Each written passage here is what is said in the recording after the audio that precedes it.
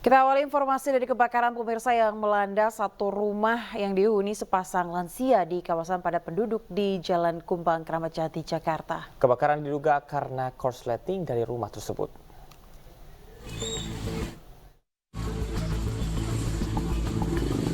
Kebakaran melanda satu rumah yang dihuni sepasang lansia di Jalan Kumbang, Kramat Jati, Jakarta pada Rabu sore. Api membakar seluruh bagian rumah. Milik rumah dan warga sekitar sempat mencoba memadamkan kobaran api, namun air tak menyala.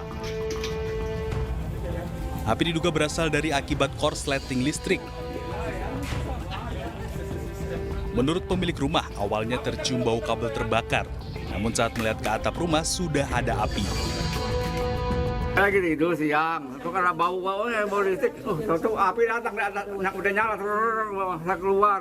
Motor saya keluarin, terus saya coba nyalain selang buat nyemprot tapi nggak keluar aja. Nggak tahu saya panik atau mungkin udah keburu mati itu. Petugas pemadam kebakaran Jakarta Timur yang tiba di lokasi langsung memadamkan api serta melokalisir api agar tidak merembet ke bangunan lainnya. Tidak ada korban jiwa dalam kejadian ini, namun kerugian ditaksir mencapai puluhan juta rupiah. Dari Jakarta, Rio Manik, iNews melaporkan. Diduga korsleting listrik pada bagian mesin pemirsa, sebuah mobil terbakar di Jalan Raya Gantung Manggar, Belitung Timur.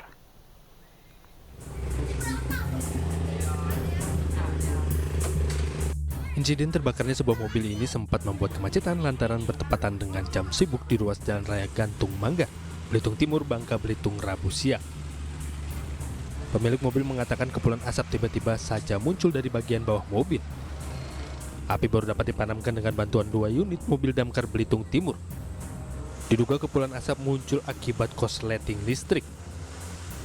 Satlantas Polres Belitung Timur ikut mengatur lalu lintas kendaraan menuju jalur alternatif untuk mengurangi kemacetan. Mendadak mati gitu. Mendadak mati. Terus abang sempat keluar mungkin? Mal keluar kami. Udah parkir kan melihat dia berasap. Langsung kami keluar. Konslet model dari aki. Dari akinya. Tidak ada korban jiwa dalam peristiwa ini, namun kerugian ditaksir mencapai puluhan juta rupiah. Dari Kabupaten Belitung Timur, Bangka Belitung, Suharli, iNews melaporkan. Sebuah gedung karaoke yang berjajar dengan sekolah dasar negeri di Madiun, Jawa Timur terbakar. Orang tua siswa dan guru berjibaku menyelamatkan dokumen penting dan membuat pembelajaran sekolah dialihkan.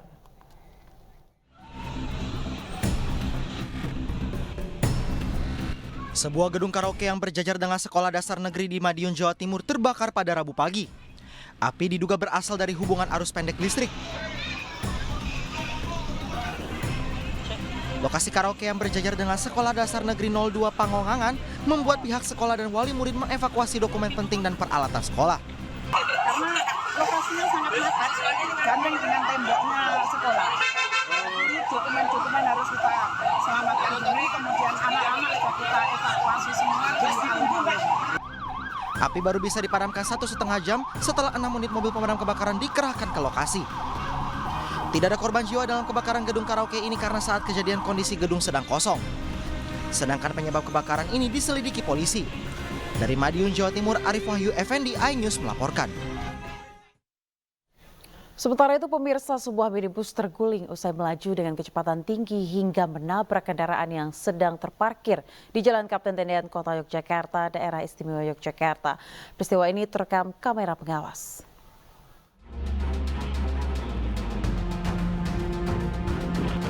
Dari rekaman kamera pengawas, sebuah mobil minibus terguling usai melaju dengan kecepatan tinggi hingga menabrak kendaraan yang sedang terparkir di Jalan Kapten Tendian, Kota Yogyakarta, Daerah Istimewa Yogyakarta pada Rabu siang. Akibat kecelakaan ini, minibus yang melaju kencang itu rusak parah dan membuat kaca depan pecah. Penyebab kecelakaan ini diduga karena pengemudi mobil penabrak tidak konsentrasi saat mengemudikan mobil dengan kecepatan tinggi. Kan setiap hari parkir di sini. Oke, itu karena yang punya yang ini mobil ini tiap hari. Terus dari utara kenceng itu mas? Ya kelihatannya kencang, suaranya aja ini bungkul. Berarti yang putih ini nabrak yang sebelah itu, yang baru parkir.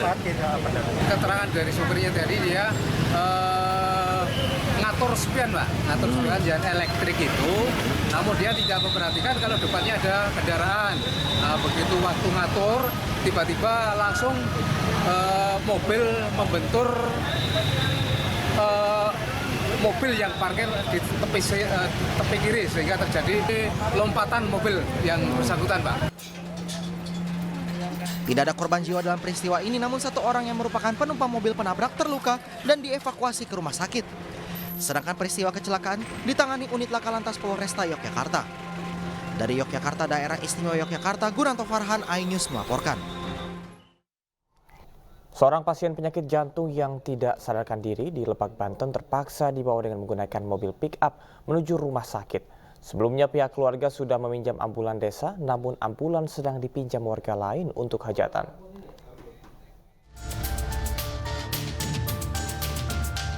Dalam video yang direkam warga, tampak seorang pasien penyakit jantung bernama Juha tengah dibawa mobil pickup menuju rumah sakit Malimping, Lebak, Banten. Terlihat perempuan berusia 44 tahun ini terkulai lemas dan ditutup selimut. Sebelum membawa Juha dengan pickup, pihak keluarga sudah berupaya meminjam ambulans desa.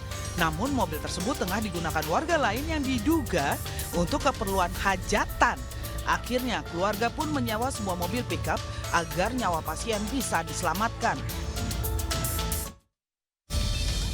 Adik yang ngurusin semuanya, terus katanya sesudah saya sadar bilang katanya minta tolong pagi-pagi sama Pak Lurah mau di ini mobil, katanya cuman kata Pak Lurah mobilnya lagi dipakai sama orang Sri Layu. Anda kembali di iNews Pagi, pemirsa. Dewan Pengawas Komisi Pemberantasan Korupsi menggelar sidang etik terhadap 93 pegawai yang terlibat pungutan liar di rumah tahanan KPK. 93 pegawai yang disidang mulai dari kepala rumah tahanan hingga komandan regu. Iya, tiap hari kan sidang satu berkas. Sidang etik digelar kemarin secara tertutup di gedung Dewan Pengawas KPK Jakarta. Ada 15 orang menjalani sidang etik atas tuduhan pungli di rutan KPK yang terbagi ke dalam 9 berkas perkara. Sebelumnya Dewas KPK mengungkapkan perkembangan estimasi nilai pungli rutan dari yang sebelumnya 4 miliar rupiah. Awal pekan ini menyampaikan nilai pungli mencapai 6,1 miliar rupiah. Saat ini KPK masih menunggu pemeriksaan terhadap pegawai yang terlibat kasus tersebut. Besok saya, Pak Harjono sama Pak Isa. Oke ya? Pokoknya dengan melakukan pungutan kepada tahanan, maka tahanan itu mendapat layanan lebih lah. Contohnya misalnya HP untuk komunikasi. Itu contohnya. Bisa juga misalnya dalam bentuk ngecas HP dan lain-lain. Pemirsa, kasus dugaan TPPU senilai 349 triliun rupiah di Kementerian Keuangan memasuki babak baru. Menko Polhukam sekaligus Komite Tindak Pidana Pencucian Uang Mahfud MD telah menerima laporan akhir Satgas TPPU.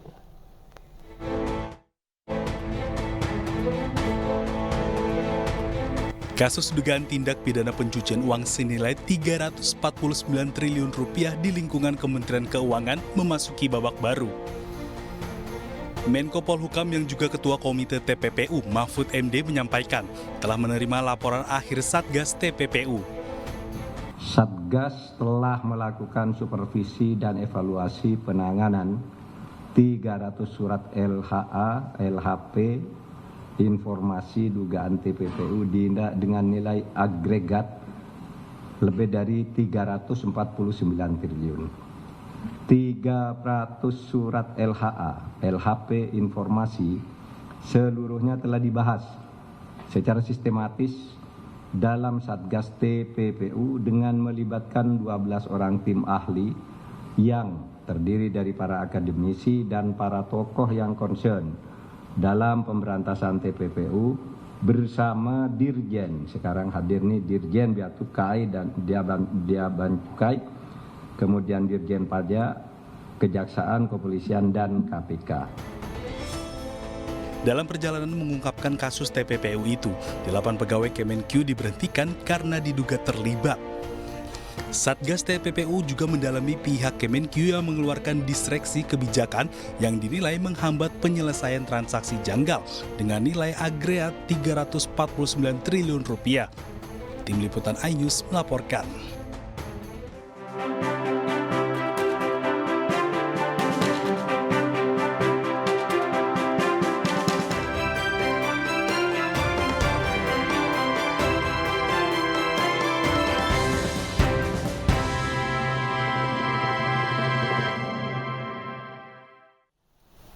Kita ke informasi pemilu, pemirsa. Skor indeks pemberantasan korupsi Indonesia anjlok dari posisi ke-34 pada tahun 2022 hingga saat ini di posisi 38. Terkait hal tersebut, ketiga pasangan capres-cawapres menempatkan permasalahan tersebut sebagai skala prioritas dalam bagian penegakan hukum yang adil.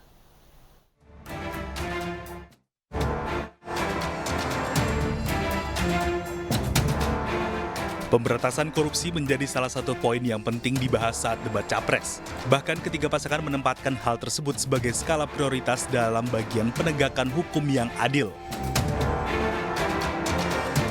Pemberantasan korupsi menjadi salah satu isu yang paling disorot imbas sejumlah faktor yang paling menonjol skor indeks pemberantasan korupsi Indonesia 2022 anjlok ke 34 dari 38.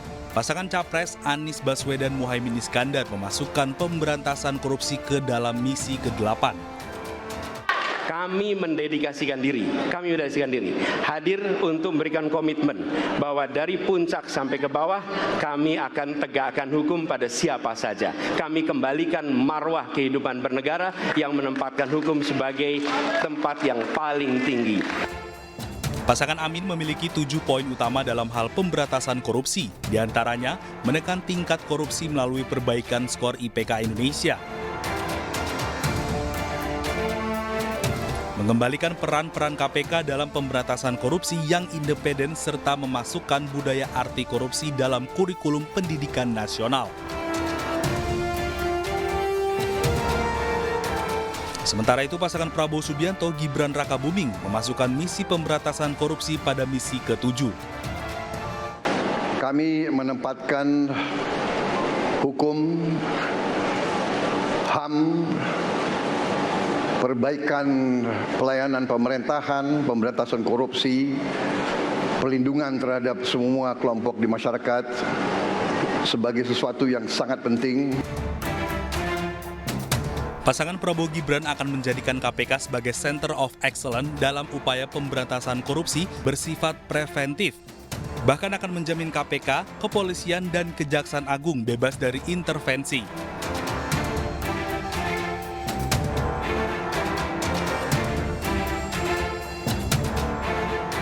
Sementara itu, pemberantasan korupsi juga menjadi fokus utama bagi paslon nomor urut 3 Ganjar Pranowo Mahfud MD. Semua ini bisa berjalan kalau kemudian pemerintahnya bersih, pemerintahannya bisa akomodatif, dan kita sikat korupsi itu tidak dengan kata-kata, dengan keseriusan. Melalui misi Gerak Cepat, Ganjar Mahfud akan mempercepat pembangunan manusia Indonesia unggul yang berkualitas, produktif, dan berkepribadian. Hingga mempercepat pelaksanaan demokrasi substantif, penghormatan HAM, supremasi hukum yang berkeadilan. Tim Liputan iNews melaporkan. Pemirsa, indeks persepsi korupsi Indonesia pada 2022 merosot tajam dengan skor 34 dan berada di peringkat 110 dari 180 negara. Penurunan indeks persepsi korupsi di Indonesia seiring dengan pejabat publik yang terseret kasus korupsi dan juga hukum.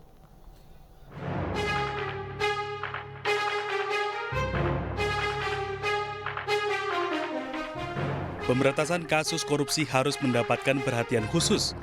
Pasalnya, berdasarkan indeks persepsi korupsi di Indonesia cenderung turun dalam kurun waktu 5 tahun terakhir. Penurunan indeks persepsi korupsi di Indonesia seiring dengan pejabat publik yang terseret kasus korupsi dan hukum.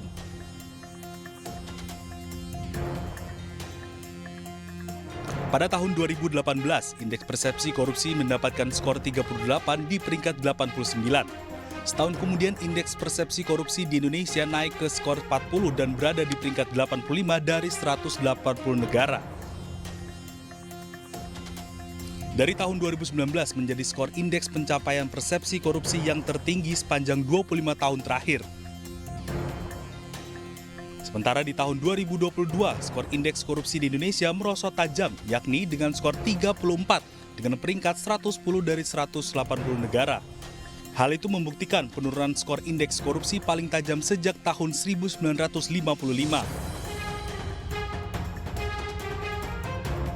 Penurunan skor indeks persepsi di Indonesia seiring dengan banyaknya pejabat publik yang terseret kasus korupsi dan juga hukum.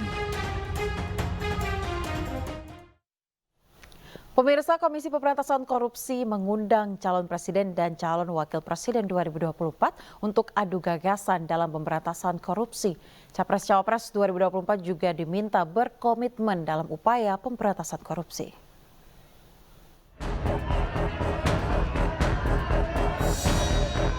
Jelang pelaksanaan debat keempat yang akan diikuti calon wakil presiden 2024 minggu nanti, Komisi Pemberantasan Korupsi mengundang calon presiden dan calon wakil presiden 2024 dalam kegiatan Paku Integritas. Bertempat di Gedung KPK Republik Indonesia Rabu malam, Anies Muhaimin, Prabowo Gibran, dan Ganjar Mahfud diminta menyampaikan gagasan mereka dalam penanganan pemberantasan korupsi. Adu gagasan Capres-Cawapres itu diharapkan dapat memperkuat komitmen para calon pemimpin dalam pemberantasan korupsi. Pemirsa, dalam laporan harta kekayaan para kandidat Pilpres 2024, Prabowo Subianto tercatat sebagai capres yang paling kaya dengan total LHKPN 2,04 triliun rupiah. Sementara itu Mahfud MD tercatat sebagai cawapres dengan total kekayaan terbanyak yakni 29,5 miliar rupiah.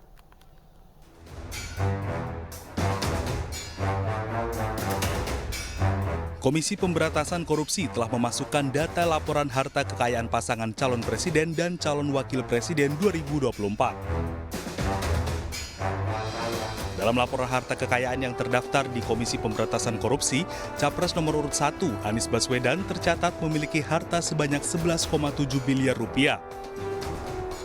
Sedangkan Capres nomor urut 2, Prabowo Subianto, memiliki kekayaan sebesar 2,04 triliun rupiah.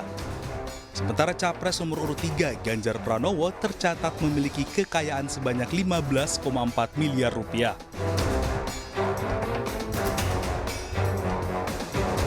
Untuk calon presiden, Cawapres nomor urut 1, Muhaimin Iskandar, tercatat memiliki kekayaan 25,9 miliar rupiah.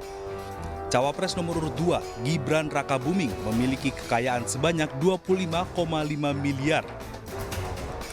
Sedangkan Cawapres nomor urut 3, Mahfud MD, tercatat memiliki kekayaan 29,5 miliar rupiah. Berdasarkan Peraturan KPU nomor 19 tahun 2023 tentang pencalonan peserta pemilu presiden dan wakil presiden, KPU mengumumkan hasil kekayaan masing-masing calon di situs LHKPN KPK RI. Tim Liputan iNews melaporkan. Sementara itu, pemirsa, calon presiden nomor urut 1 Anies Baswedan berkomitmen untuk mengembalikan marwah KPK. Anies menyebut salah satu upaya berantas korupsi adalah dengan cara memiskinkan koruptor. Melihat perlunya kita menuntaskan undang-undang atau RUU perampasan aset. Koruptor harus dimiskinkan, tidak ada pilihan lain. Tadi disampaikan tentang Corruption Perception Index yang menurun, SPI, IPAK yang tadi ditunjukkan, kami melihat ada problem yang amat serius di dalam kepercayaan publik terhadap pemberantasan korupsi. Yang itu juga tercermin. Bulan lalu ada survei CSIS terhadap lembaga-lembaga pemerintahan, dan di antara lembaga pemerintahan paling rendah kepercayaan adalah DPR, dan di atas DPR adalah KPK. Justru KPK bukan lembaga yang paling dipercaya, tapi termasuk lembaga yang paling rendah kepercayaannya. Karena itu kami ke depan berkomitmen untuk bisa melaksanakan beberapa hal. Pertama adalah mengembalikan kepercayaan publik, mengembalikan KPK menjadi institusi yang memiliki kekuatan dan memiliki kemampuan untuk menindak seluruh tindakan pelanggaran korupsi. Dan ini dari aspek apa? Satu, undang-undangnya. Kita ingin mengembalikan agar KPK berwibawa lagi secara. Sementara itu, paslon nomor urut 2 Prabowo Gibran menyatakan akan komit memerangi korupsi. Salah satu cara realistis yang dapat dilakukan jika Prabowo Gibran terpilih, maka ia akan memperhatikan kualitas hidup para pemegang keputusan besar dengan menaikkan gaji. Direksi perusahaan swasta, bahkan perusahaan BUMN, gajinya jauh lebih besar dari Panglima TNI, dari dirjen-dirjen, dari menteri-menteri yang memegang anggaran negara yang triliunan. Ini saya kira harus kita mendekatinya secara realistis. Ini keyakinan saya. Jadi kita perbaiki kualitas hidup, kita tingkatkan gaji-gaji semua pejabat, semua penyelenggara negara. Kita mampu. Saya sudah hitung dengan tim pakar saya, Indonesia negara kaya bukan negara miskin. Kita mampu, kita tingkatkan kualitas hidupnya, kita jamin kualitas hidupnya dengan berbagai sistem. Dengan demikian kita tegakkan semua undang-undang yang perlu ditegakkan. Bila perlu pembuktian terbalik, tidak perlu kita tunggu delik pengaduan.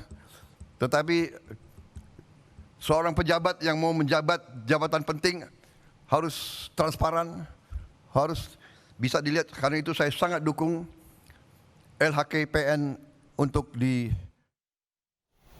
Ya pemirsa, dalam pidato komitmennya, paslon nomor urut 3 Ganjar Mahfud bercerita adanya rumor bahwa Ganjar Mahfud akan melibas pengusaha. Ganjar mengonfirmasi justru akan memberikan kepastian hukum agar mereka lebih nyaman berusaha. Saya bertemu dengan pengusaha, awalnya terjadi cerita atau rumor bahwa ya kalau Pak Ganjar dengan Pak Mahfud jangan-jangan ini dilibas semuanya ini. Lalu kami mengkonfirmasi kepada para pengusaha, benarkah kejadian itu, benarkah perasaan itu yang Anda rasakan? Tidak, Pak. Kalau kami berusaha dan ada kepastian hukum, maka pada saat itulah sebenarnya kenyamanan kami akan terjaga. Kami hanya memberikan contoh saja, bahwa komitmen itu ditunjukkan dengan evidence base, dengan sebuah. KPK menggelar program penguatan anti korupsi untuk penyelenggaraan berintegritas dengan melibatkan ketiga pasangan calon presiden dan wakil presiden. Diharapkan dengan program Paku Integritas KPK akan menguatkan komitmen para pejabat untuk tidak korupsi.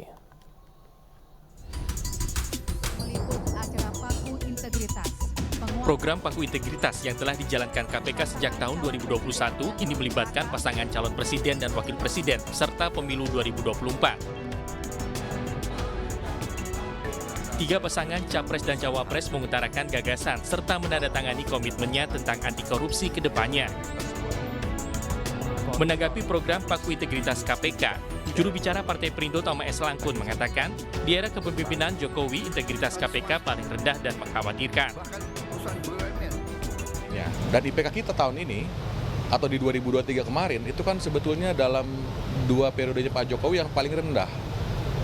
Ini artinya situasinya sudah memprihatinkan. Maka dari itu komitmen hari ini itu menjadi penting untuk ditagih janji di kemudian hari.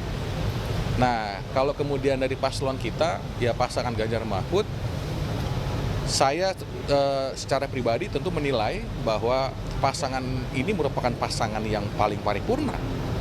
Kinerjanya Mas Ganjar di saat menjadi gubernur, dia satu-satunya kepala daerah itu yang kemudian membuat kurikulum anti korupsi di tingkat sekolah. Prof. Mahfud sendiri bicara soal kiprah, uang ratusan triliun yang kemudian dia sebutkan banyak yang hilang. Hari ini Prof. Mahfud menjadi kepala Satgas yang kemudian punya fokus untuk memulangkan hal tersebut ke negara kita. Diharapkan dengan program Paku Integritas KPK ini akan menguatkan komitmen para pejabat untuk tidak korupsi. Dari Jakarta, Widya Bayu Jati, Muhammad Firmansyah, iNews melaporkan. Pemirsa, calon presiden nomor urut 3 Ganjar Pranowo berdiskusi di warung kopi bersama komunitas pengemudi truk di Terminal Limpung, Batang, Jawa Tengah. Usai menyerap aspirasi komunitas pengemudi truk, Ganjar melanjutkan kampanyenya belusukan ke Pasar Limpung.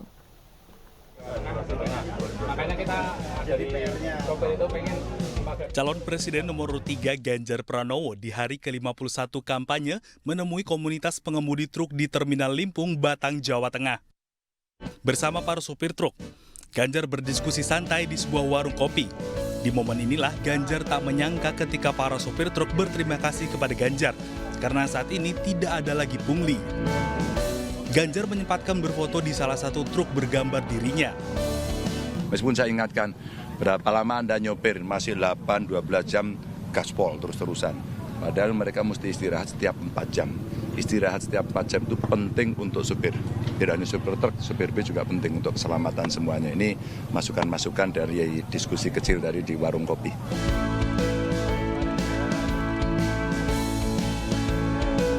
Usai menyerap aspirasi komunitas pengemudi truk, Ganjar melanjutkan kampanyenya belusukan ke Pasar Limpung. Ganjar mengecek stabilitas harga bahan pokok dan pangan. Ganjar juga bercanda dengan para ibu-ibu di pasar. Seorang ibu di Pasar Limpung menghampiri Ganjar dan memeluknya. Ganjar juga berjanji akan meningkatkan kesejahteraan para pedagang pasar. Dari Batang, Ismalia Pandu Priyo, iNews melaporkan. Istri Capres Ganjar Pranowo, Siti Atikoh Supriyanti berolahraga bersama relawan Ganjar Mahfud di Kota Manado. Siti Atikoh terlihat luwes saat senam ceria bersama pendukung.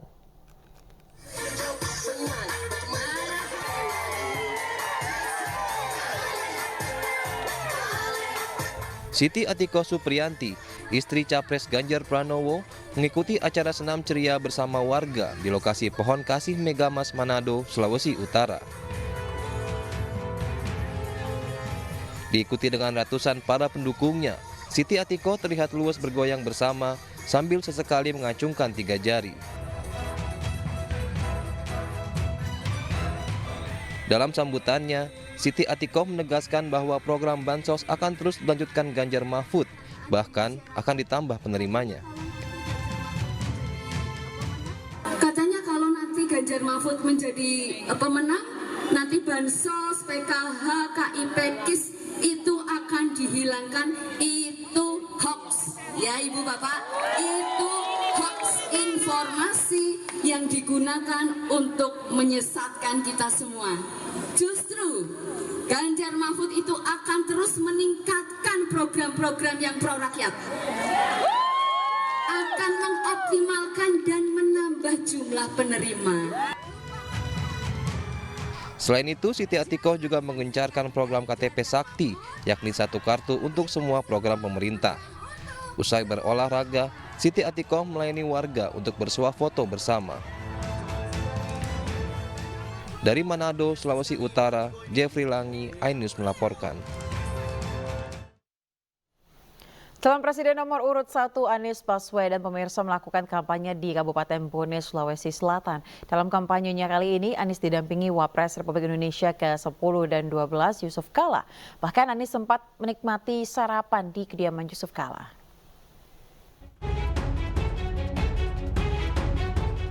Calon Presiden nomor urut 1 Anies Baswedan bermalam di rumah pribadi Wapres RI ke-10 dan 12 Yusuf Kala di Jalan Haji Bau, Kota Makassar, Sulawesi Selatan.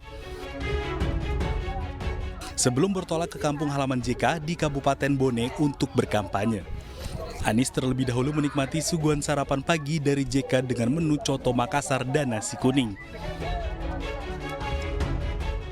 Selama di Sulsel, Anies Baswedan akan didampingi Yusuf Kala melakukan roadshow kampanye dengan menemui simpatisan di lapangan sepak bola Kecamatan Cina, Kabupaten Bone, lalu mengunjungi pondok pesantren di Mangkoso di Kabupaten Baru.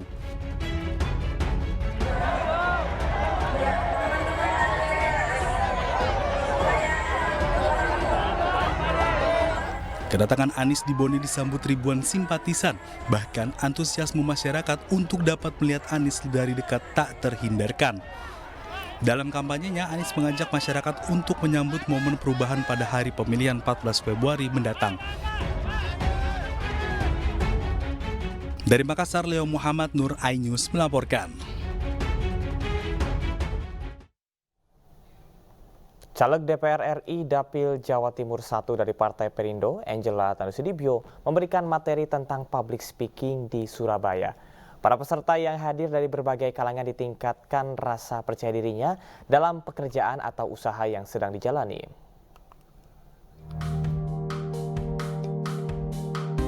Tokoh perempuan muda dan energik dari Partai Perindo, Angela Tanusudibyo, menjadi pembicara dan pemateri dalam workshop public speaking yang digelar di Surabaya, Jawa Timur. Dihadiri para peserta dari berbagai kalangan, caleg DPR RI Dapil Jawa Timur 1 ini memberikan tips dan kiat khusus agar rasa percaya meningkat saat berbicara. Tentu banyak sekali yang saya dapatkan, tidak hanya bisa menyaksikan Mbak Angela dan bagaimana Mbak Angela menyampaikan visi misi dan segala macamnya, tapi saya juga mendapatkan ilmu baru tentang public speaking. Saya belajar bagaimana menguasai audiens, menguasai panggung dan lain sebagainya. Komunikasi ini adalah hal yang sangat penting. Jadi bagaimana berkomunikasi kepada customer, tapi juga komunikasi kepada siapapun. Jadi supaya substansinya itu bisa tersampaikan dengan baik dan bisa meningkatkan value dari apa yang mereka kerjakan. Dalam kegiatan ini, Angela yang juga Wakil Ketua Umum Partai Perindo bidang ekonomi digital dan kreatif mensosialisasikan visi misi Partai Perindo dalam membangun bangsa dan negara. Peserta juga disosialisasikan tata cara pencoblosan surat suara yang benar pada saat pemilu 2024 mendatang. Dari Surabaya, Jawa Timur, Yuda Prawira, iNews melaporkan. Pemirsa, Dewan Pers menggelar rapat bersama 3 tim sukses pasangan calon presiden dan wakil presiden pemilu 2024 untuk merumuskan tujuan gelaran deklarasi kemerdekaan pers. Deklarasi digelar untuk memastikan setiap pasangan calon pemimpin memiliki komitmen atas kemerdekaan pers di Indonesia.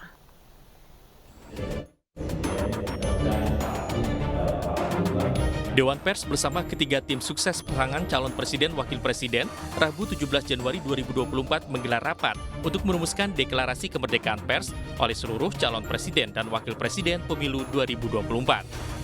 Hasil rapat tersebut, baik Dewan Pers maupun tim sukses merencanakan akan menggelar deklarasi kemerdekaan pers pada Februari 2024. Ketua Dewan Pers, Nini Rahayu, berharap komitmen atas kemerdekaan pers dikukuhkan secara langsung oleh para calon presiden.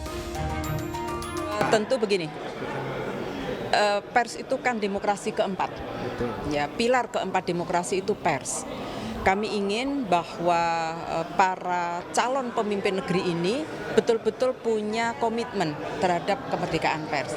Kami ingin memastikan komitmen itu dikukuhkan secara langsung oleh para capres, dan kami nanti bersama-sama konstituen dan publik akan kembali memantau sejauh mana pada saat beban tugas sebagai kepala pemerintahan, sebagai kepala negara betul-betul ikut mewujudkan kemerdekaan pers.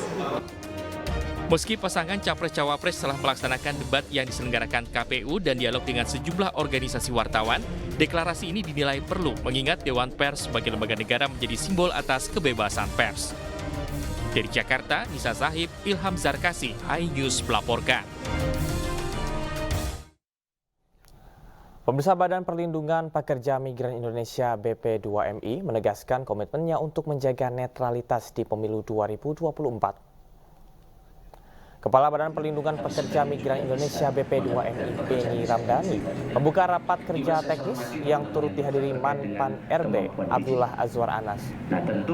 Dalam kesempatan ini, Beni menekankan kepada seluruh pegawai BP2MI baik berstatus sebagai ASN ataupun honorer untuk menjaga netralitas di pemilu 2024. Beni menegaskan meski ia berlatar belakang politisi, namun dirinya enggan memanfaatkan kekuasaannya sebagai kepala BP2MI untuk kepentingan politik. BP2MI memiliki komitmen yang sangat kuat. Sekalipun saya secara pribadi misalnya insan politik ya dari partai politik backgroundnya, berada di tim kampanye salah satu partai politik, menjadi tim kampanye dari satu pasangan calon presiden, tapi secara ke dalam kerja-kerja kenegaraan saya tidak boleh mengarahkan seluruh jajaran ya birokrasi di BP2MI untuk memberikan dukungan kepada siapapun. Saya ingin menjaga netralitas agar ASN adalah ASN, PNS adalah PNS, ya, birokrat adalah birokrat yang tegak lurus, ya, pada tugas-tugas kenegaraan.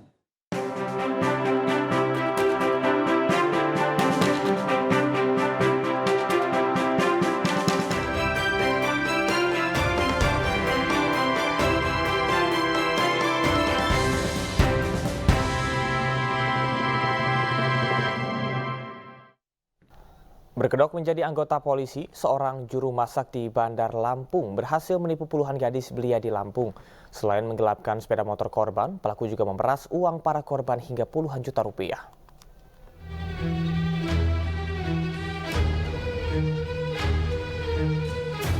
Akal bulus Anang Istiawan melakukan aksi penipuan dengan berkedok menjadi anggota kepolisian Polda Lampung akhirnya terbongkar. Setelah salah satu korban berinisial LFP 24 tahun melaporkan kasus penipuan yang dilakukan pelaku ke Mapolsek Sukarame. Tim Reskrim Polsek Sukarame kemudian langsung melakukan penyelidikan dan berhasil meringkus pelaku setelah melacak keberadaan pelaku di sebuah rumah kontrakan di kawasan Jalan Pulau Tirtayasa, Sukabumi, Bandar Lampung. Tanpa perlawanan, pelaku kemudian berhasil diamankan beserta barang bukti sebuah baju kaos bertuliskan Polri, sebuah ponsel, dan satu unit sepeda motor milik korban. Anggota Polda, Resmo. Sudah itu ngaku apa lagi?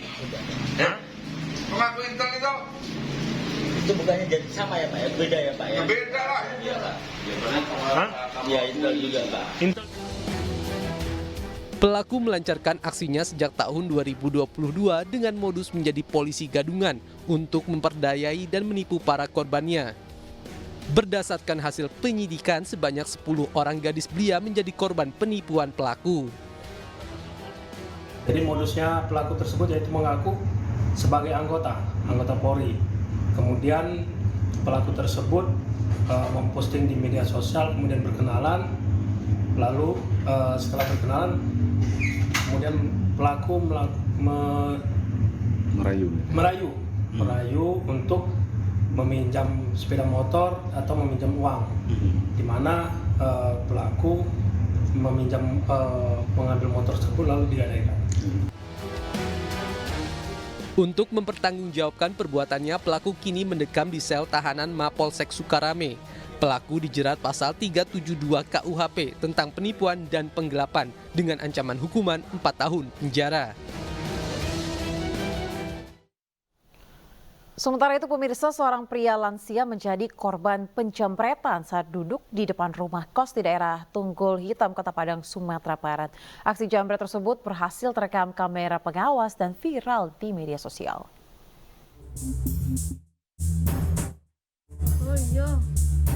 Kamera pengawas di salah satu rumah warga di daerah Tunggul Hitam, Kecamatan Padang Utara, Kota Padang, merekam aksi penjamretan yang dialami seorang kakek.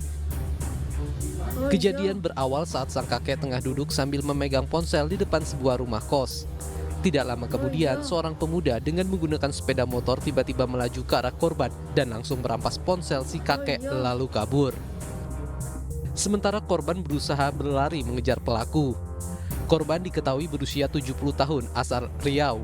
Diketahui korban duduk di depan kos usai mengantar anaknya wisuda dan hendak pulang ke kampung halaman. Namun kejadian tak terduga terjadi di mana ponsel korban dijambret pelaku. Duduk terus ada yang lewat pelan-pelan, kata ayah tuh cuma lewat aja tapi langsung diambilnya HP ya Bang. HP? Itu pelakunya berapa orang? Satu orang. Peristiwa penjamretan tersebut sudah dilaporkan ke pihak kepolisian Polsek Padang Utara.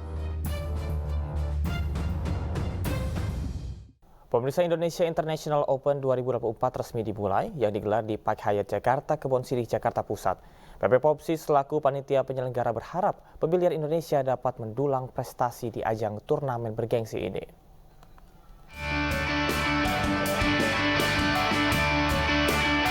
PB Popsi resmi menyelenggarakan turnamen biliar kelas dunia bertajuk Indonesia International Open 2024 di Park Hyatt Jakarta.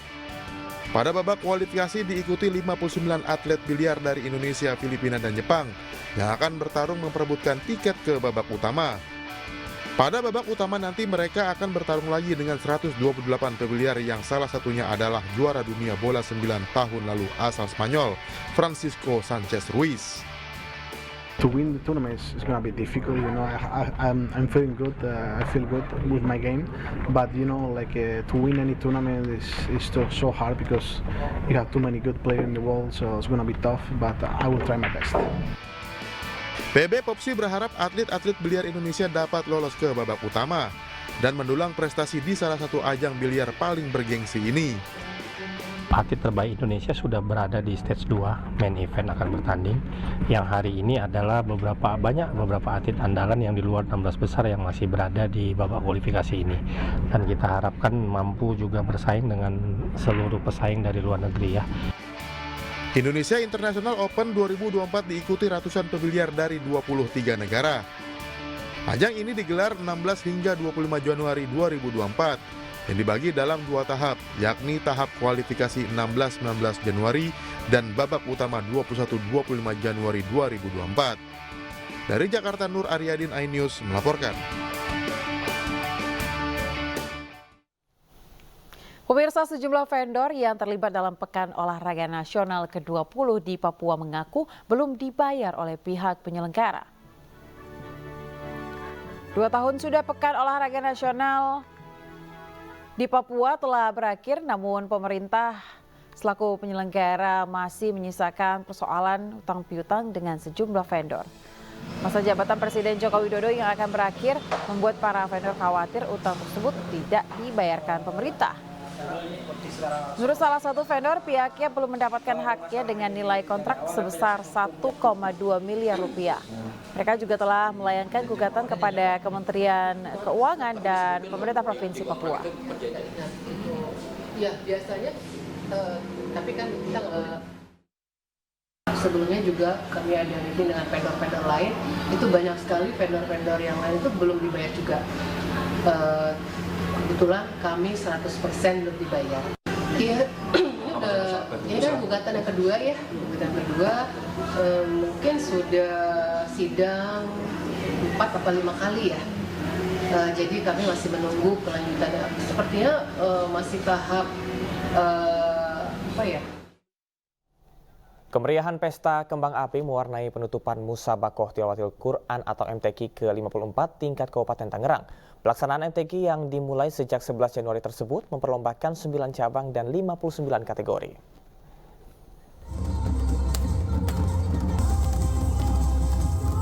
Pesta Kembang Api mewarnai penutupan Musabakoh Tilawatil Quran atau MTQ ke-54 tingkat Kabupaten Tangerang.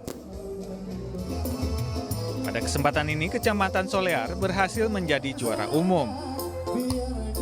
Penyerahan trofi juara umum diserahkan langsung Ketua LPTQ Kabupaten Tangerang, Muhammad Maisal Rashid, kepada Camat Solear, Said Daman. 9 cabang dan 59 kategori perlombaan MTQ berhasil dituntaskan dalam gelaran ini. Andi Oni, PJ Bupati Tangerang, optimis Kabupaten Tangerang akan meraih prestasi di level provinsi dan nasional. Bahwa Kabupaten Tangerang siap untuk bertarung pada MTQ di tingkat provinsi dan kami yakin Kabupaten Tangerang bisa mempertahankan juara umum yang telah kami peroleh selama 2 kali. Insya Allah Kabupaten Tangerang akan menjadi yang terbaik kembali di tingkat provinsi bahkan di tingkat nasional. Kalau ditunjuk menjadi tuan rumah lagi Pak, siap? Tentunya kami sangat siap. Kami pada intinya siap untuk menjadi tuan rumah apabila dari provinsi untuk menetapkan kembali kami Kabupaten Tangerang untuk menjadi tuan rumah Musabakoh Tilawatil Quran seprovinsi Banten.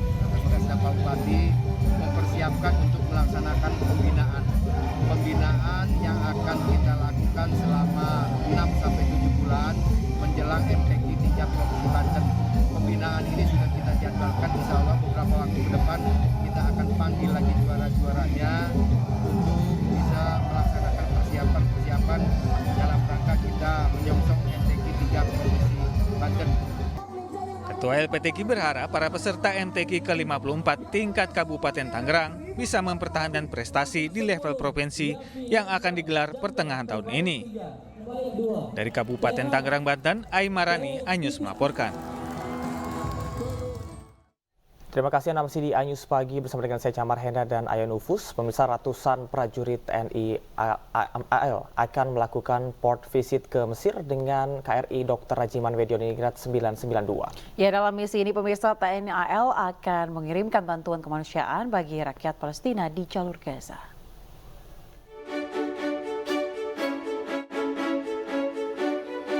Kasal Laksamana TNI Muhammad Ali didampingi Pangkor Armada RI dan para pejabat utama Mabes AL memeriksa kesiapan personel Satgas Muhibah atau Port Visit ke Mesir tahun 2024.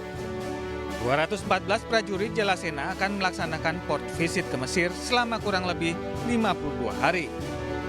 Tujuan pemberangkatan Satgas ini adalah untuk mengirimkan bantuan kemanusiaan bagi rakyat Palestina di wilayah jalur Gaza. Saat ini bantuan logistik untuk rakyat Palestina telah berada di KRI Dr. Rajiman Wedioningrat 992. Keberangkatan Satgas ini rencananya akan dilepas langsung oleh Menhan RI Letjen TNI Purnawirawan Prabowo Subianto. Kasal kembali menekankan komitmen TNI Angkatan Laut untuk dapat memberikan manfaat yang besar bagi masyarakat Indonesia maupun internasional.